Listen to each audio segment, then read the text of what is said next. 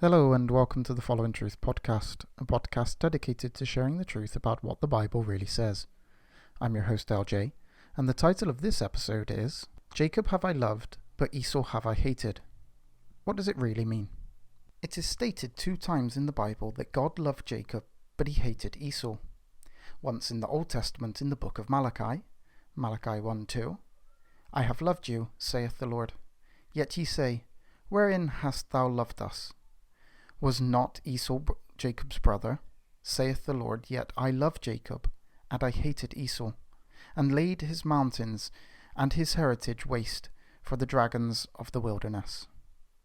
And once in the New Testament, in Romans, where Paul quotes the statement in Malachi, Romans 9:13, As it is written, Jacob have I loved, but Esau have I hated.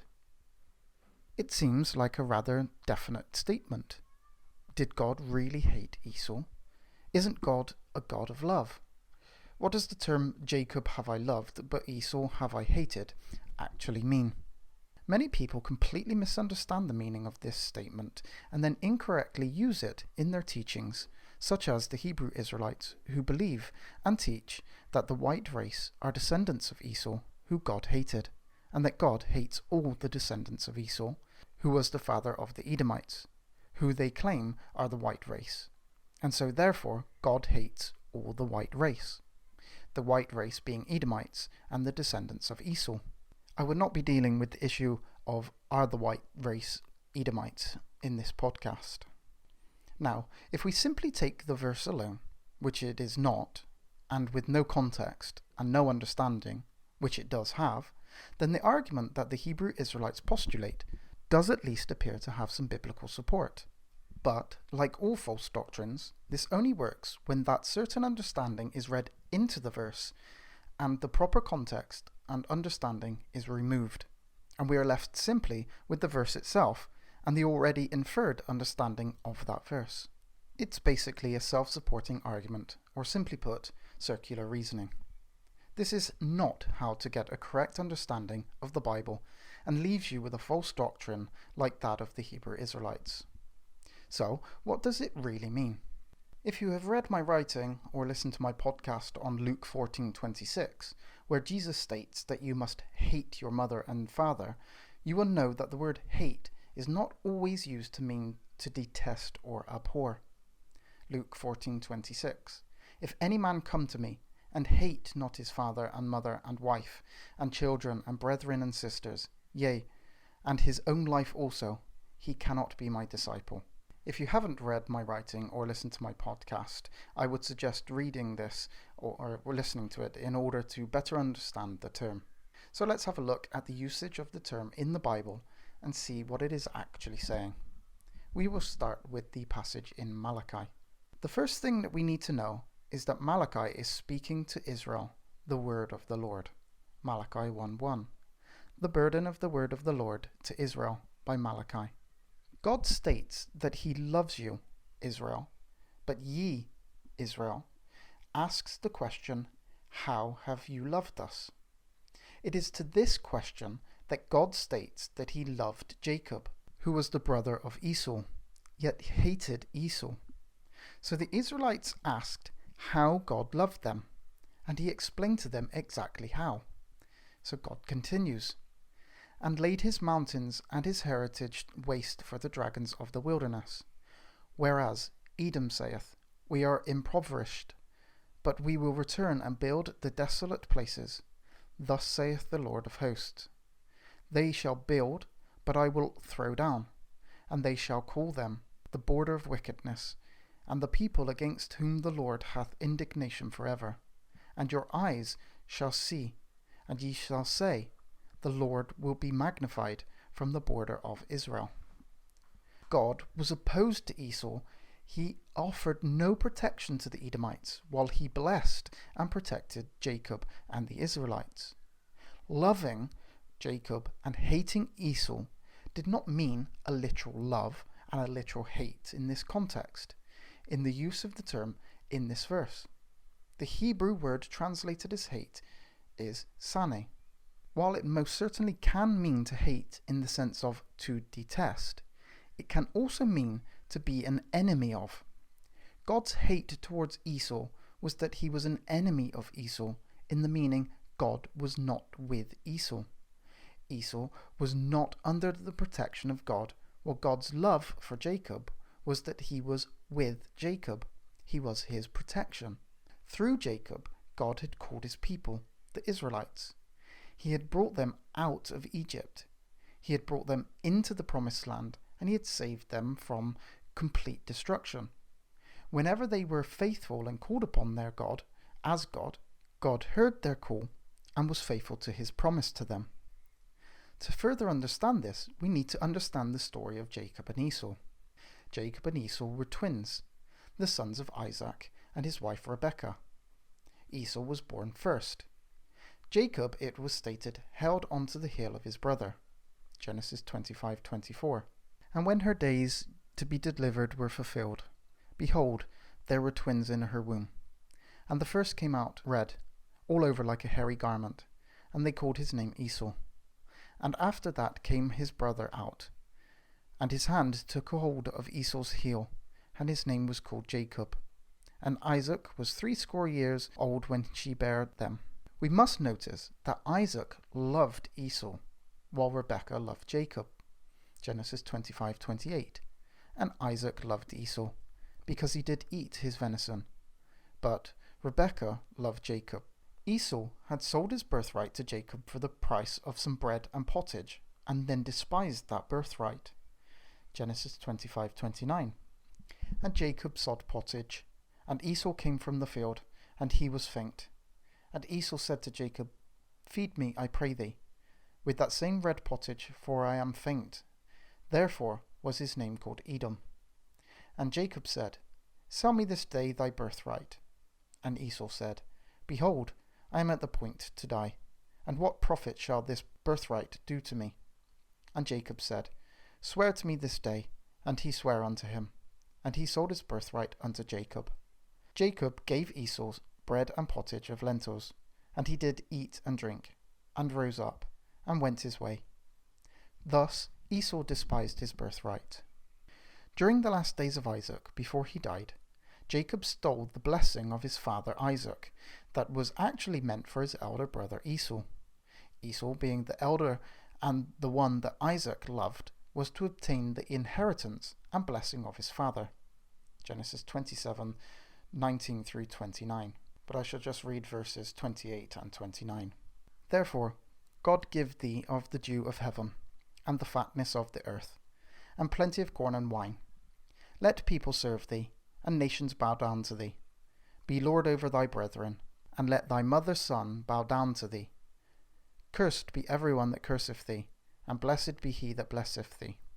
Because of this deception by Jacob, Esau had declared that he hated Jacob, and that he was going to kill him. Genesis 27:41. And Esau hated Jacob because of the blessing wherewith his father blessed him. And Esau said in his heart, The days of mourning of my father are at hand. Then I will slay my brother Jacob. Although the same English word hate is used here, the Hebrew word used for hate is satam. This is a different word than that used of Esau by God, and it means to oppose or to persecute, to bear a grudge. So we have to be careful when instantly assuming an English word has a certain meaning. Even in English, we can say, I hate to bother you, which has the meaning of being sorry for, a regret, not a physical detestation. So we see that Esau had already committed the murder of his brother in his heart. Rebekah found out and told Jacob to flee from Esau until Esau forgot his anger. Genesis 27:42. And these words of Esau, her elder son, were told to Rebekah. And she sent and called Jacob her younger son, and said unto him, Behold, thy brother Esau, as touching thee, doth comfort himself, purposing to kill thee. Now therefore, my son, obey my voice, and arise. Flee thou to Laban, my brother, to Haran, and tarry with him a few days, until thy brother's anger turn away from thee, and he forget that which thou hast done to him. Then I will send, and fetch thee from thence. Why should I be deprived also of you both in one day?"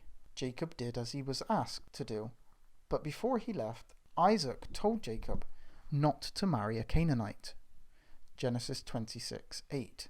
When Esau saw that Isaac had blessed Jacob and sent him away to Padanaram to take him away from thence, and that as he blessed him, he gave him a charge, saying, "Thou shalt not take a wife of the daughters of Canaan."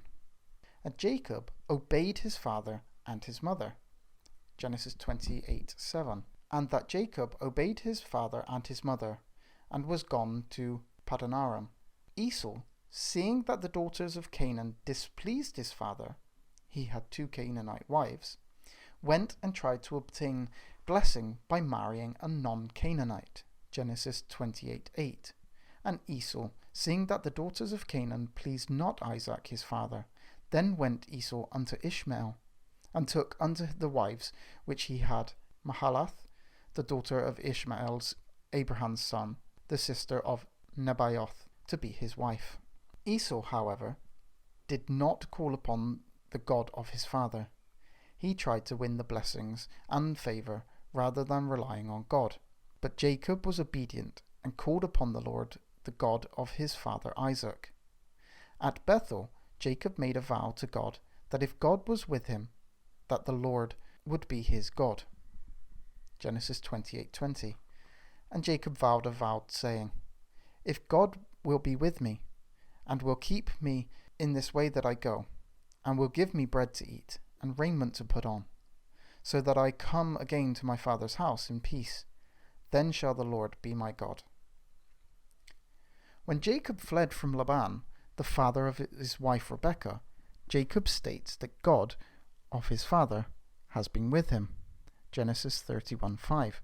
And said unto them, "I see your father's countenance, that it is not toward me as before, but the God of my father hath been with me." We see that the vow that Jacob had made was acknowledged by God. Genesis 31:13. "I am the God of Bethel, where thou anointedst the pillar, and where thou vowedst a vow unto me. Now arise, get thee out from this land, and return unto the land of thy kindred." When he returned to his land as God had told him, he again prayed that God was with him, and to protect him from his brother Esau. Genesis 32:9.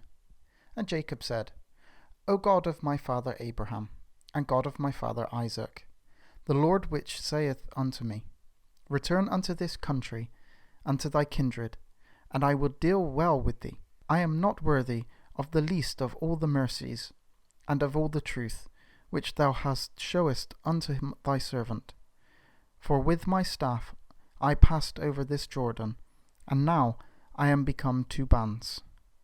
Deliver me, I pray thee, from the hand of my brother, from the hand of Esau, for I fear him, lest he will come and smite me, and the mother with the children.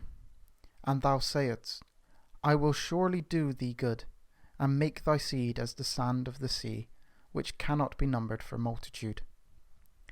So the statement God had made in answering the question of the Israelites, how he loved them, was to show the Israelites, the sons of Jacob, that he was with them. He was their God. While he was not the God of, he was not with those of Esau and his sons. But what about Paul's quote of Malachi in the book of Romans? What did Paul mean by quoting the passage? Romans 9:13, "As it is written, Jacob have I loved, but Esau have I hated." Just like the use of Malachi, the use here is not simply in isolation. It is not simply a verse with no context and no understanding. We must put the verse back into context in order to get a proper understanding of what Paul meant by quoting the verse. Paul starts chapter 9 by saying that he is an Israelite according to the flesh, that he wished he could be separated from Christ for his people, and that all the covenants, the law and the promises were given to the Israelites according to the flesh. Romans 9:3.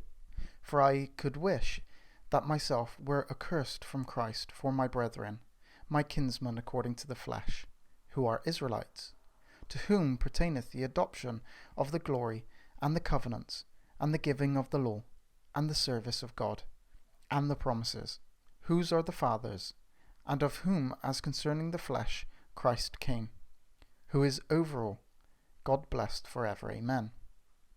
So Paul's purpose here is to express concern for the Jews, his brethren, who had rejected Christ. Paul then makes the argument that not all Israel are Israel. Romans 9:6. Not as though the word of God hath taken none effect, for they are not all Israel, which are of Israel. Meaning that not all of the physical descendants of Israel, Jacob, are actually classed as being Israel. We know this as many times the physical descendants were allowed to perish when they turned away from God, such as in the wilderness. Paul continues to make the argument regarding the flesh, and states that just because a person is physical seed of Abraham, it does not mean that they are a child of God. Abraham's other sons were not included, only Isaac was. Romans 9:7. Neither, because thy are thy seed of Abraham, are thy all children, but in Isaac shall the seed be called. That is, they which are the children of the flesh. These are not the children of God, but the children of the promise are counted for the seed. For this is the word of the promise, at this time will I come, and Sarah shall have a son. And not only this, but when Rebekah also had conceived by one, even by our father Isaac. Paul clearly showing that it was never about the flesh, but the promise. The Israelites believed that it was through being a physical descendant of Abraham that made a person the seed of Abraham, something that John the Baptist had argued against during his mission. Matthew 3:9. And think not to say within thyselves, we have Abraham to our father. For I say unto you, that God is able of these stones to raise up children unto Abraham. Jesus also explained to the Israelites that being a physical seed did not automatically mean that they were Abraham's children. John 8:37. I know that ye are Abraham's seed, but ye seek to kill me, because my word hath no place in you. I speak that which I have seen with my father, and ye do that which ye have seen with your father. They answered and said unto him, Abraham is our father. Jesus saith unto them, If you were Abraham's children, you would do the works of Abraham. But now you seek to kill me, a man that hath told you the truth, which I have heard of God. This did not Abraham. Those that did the works of Abraham were. Paul wrote in Galatians that those that were Christ's were the seed of Abraham and the heirs of the promise. Galatians 3:29. And if you be Christ's, then you are Abraham's seed, and heirs according to the promise. The seed was not according to the flesh. Romans 9:11. For the children being not yet born, neither having done any good or evil, that the purpose of God according to election might stand, not of works, but him that calleth. As we have already seen, it was Jacob and not Esau that called upon the Lord. It had been said that the elder shall serve the younger. Esau was going to serve Jacob. Romans 9:12. It was said unto her, the elder shall serve the younger. Then Paul quotes Malachi in verse 13. Remember that Esau was considered the enemy of God, seeing that he did not call on God, and so God was not with him. Paul had stated earlier in Romans that those that were enemies of God were reconciled back to God through the death of Jesus. Romans 5:10. For if, when we were enemies, we were reconciled to God by the death of his Son, much more being reconciled, we shall be saved by his life. The context and understanding of the statement is that God was with Jacob, and he was not with Esau. The promise according to the flesh did not include everyone, but those of Jacob. Esau was the flesh of Isaac. He was a physical descendant of Abraham, yet he was not included in the promise. Paul then goes on to ask, does that mean that God is unrighteous? Does the fact that God did not include all people in the covenant, in the promises, make him unrighteous? Romans 9:14. What shall we say then? Is there unrighteousness with God? God forbid. To which he answers, no. Romans 9:15. He saith to Moses, I will have mercy on whom I will have mercy, and I will have compassion on whom I will have compassion. And this is a quote from Exodus 33:19. And he said, I will make all my goodness pass before thee, and I will proclaim the name of the Lord before thee, and will be gracious to whom I will be gracious, and will show mercy on whom I will show mercy. Paul then explains that what is done is so that God's name might be declared throughout the earth. Romans 9:16. So then, it is not of him that willeth, nor of him that runneth, but of God that showeth mercy. For the scripture saith unto Pharaoh, even for this same purpose have I raised thee up, that I might show my power in thee, and that my name might be declared throughout all the earth. Therefore hath he mercy on whom he will have mercy, and whom he hardeneth. This is before Paul then argues for the inclusion of the Gentiles. He begins this part of his argument by questioning the Israelites. Can they, who are formed of God and have been protected by God, question God about what God does with his creation? Can God not do what he wishes in order that his power be known? Romans 9:19. Thou wilt say unto me, what doth he yet find fault? For who hath resisted his will? Nay, but, O man, who art thou that repliest against God? Shall the thing formed say to him that formed it, why hast thou made me thus? Hath not the potter power over the clay, of the same lump to make one vessel unto honour, and another unto dishonour? What if God, willing to shew his wrath, and to make his power known, endured with long suffering the vessels of wrath fitted to destruction, and that he might make known the riches of his glory on the vessels of mercy, which he had afore prepared unto glory? Then Paul states that those that are called by God are not only Jews, but Gentiles also. Romans 9:24. Even us, whom he hath called, not of the Jews only, but also of the Gentiles. The Gentiles were included in the promise through Christ, through the adoption according to God's own will. Ephesians 1:5. Having predestinated us unto the adoption of children by Jesus Christ to himself, according to the good pleasure of his will. Paul then states that it has already been foretold that God would include people who were not his people in the children of God. Romans 9:25. As he saith also in Osee, I will call them my people, which were not my people, and her beloved, which was not beloved. And it shall come to pass, that in the place where it was said unto them, Ye are not my people, there shall they be called the children of the living God. And this is being taken from Hosea 3:23.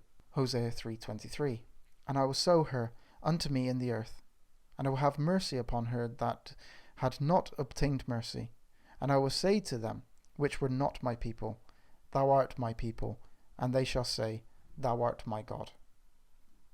Paul then argued against the Israelites, who did not believe that Gentiles could be included into the children of God, that God, who chose the Israelites as his people and did not choose others as the Creator, could include the Gentiles if he so chose to do so, and did include the Gentiles as the children through his Son Jesus.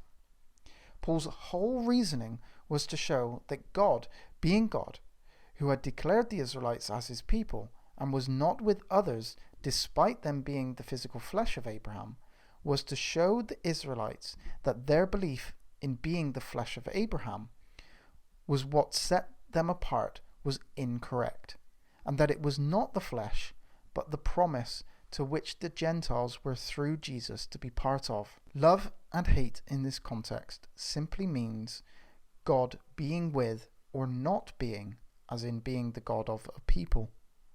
The whole purpose was to show that being part of God was not due to the flesh, but those of the promise, those that followed and believed God. God loves, he is with those that seek him and obey him, and he hates, he is not with those that do not. Thank you very much for listening to the FollowInTruth podcast. I hope the information has been useful, and I look forward to seeing you on the next one. Please remember to subscribe and to give this podcast a thumbs up.